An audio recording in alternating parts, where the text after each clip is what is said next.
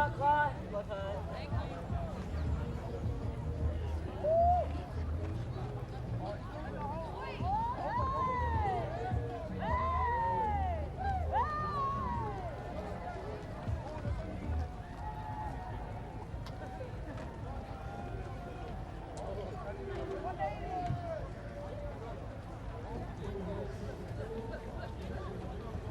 Ko te reihiwha te kauma iwa tēnei, ko te whiringa whae iti tuarua mo te wahanga te ihu.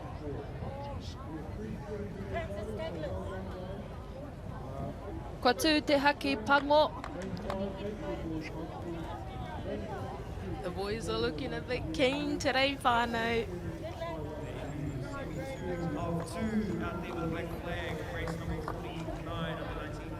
Under 19 boys. Love to see a black flag.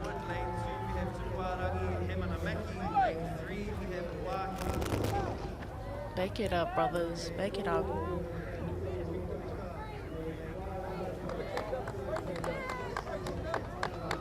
And they're off, whānau. Ko te reihi whā te kaumaiwa ngātane, te kaumaiwa tau me raro iho te pakeke. We have our fast qualifying times in lane 6, 7 and 5. Oh, who's that? I think that might be Tyler from Onewhiro Area School, battling it out with Jack Gifford from Tūrangatane. I know these boys mean business. Muri tata ia rātou. Te Rito Rika in lane 4, Rotorua Boys High School. Oh, we have a good battle on the water, whānau, between Jack and Tyler. Foo. Oh, Kōwai. Oh, I think Tyler might have taken that one. Jack taking second. Yeah, I reckon. And then Te Rito coming in third.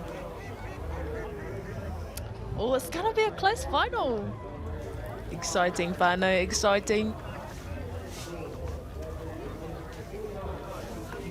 Anei tā tātou whakaihu aka mo te reihi, te ratua ono.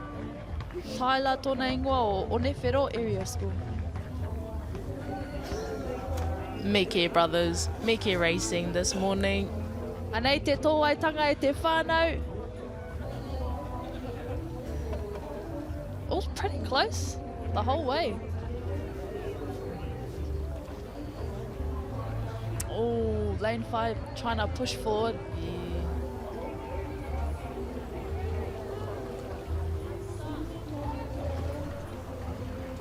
Anei ngā whakaputanga.